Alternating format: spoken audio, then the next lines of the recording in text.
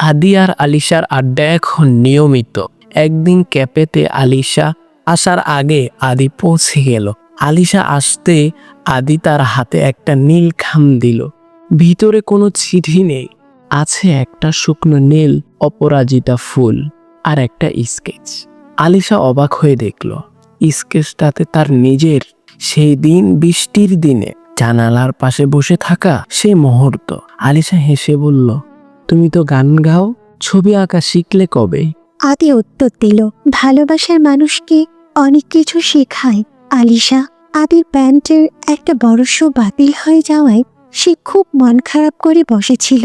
আলিশা তাকে ফোন করে বলল তাদের বাড়ির ছাদে আসতে। আদি গিয়ে দেখল মোমবাতি জ্বালিয়ে আলিশা তার জন্য অপেক্ষা করছে। সেই রাতে কোনো গিটার ছিল না, শুধু ছিল খোলা আকাশ আর আলিশার গুনগুন করে গাওয়া গান। আদি বুঝল সাফল্যের চেয়েও পাশে থাকা মানুষটা বেশি দামি। সব প্রেম কাহিনীর মতো তাদের পথেও বাধা এলো। আলিশার বাবা খুব রক্ষণশীল মানুষ। তিনি আলিশার জন্য একটা ব্যালিস্টার পাত্র ঠিক করেছেন।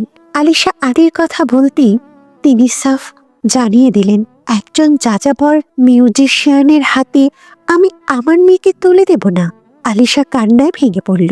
আদি যখন খবরটা শুনল সে অস্থির হয়ে উঠল না, বরং শান্তভাবে বলল, আমি নিজেকে প্রমাণ করব। পরের 3 মাস আদি দিন রাত এক করে ফেলল। সে নিজের একটা মিউজিক স্টুডিও খোলার জন্য কাজ শুরু করল। পাশাপাশি একটি সিনেমার মিউজিক ডিরেক্টর হওয়ার সুযোগ পেল। তার পারিশ্রমিকের মূল্য প্রেরণা ছিল আলিশার সেই হাসি। সে আলিশাকে মেসেজ করল, অপেক্ষা করো, আমি আসছি।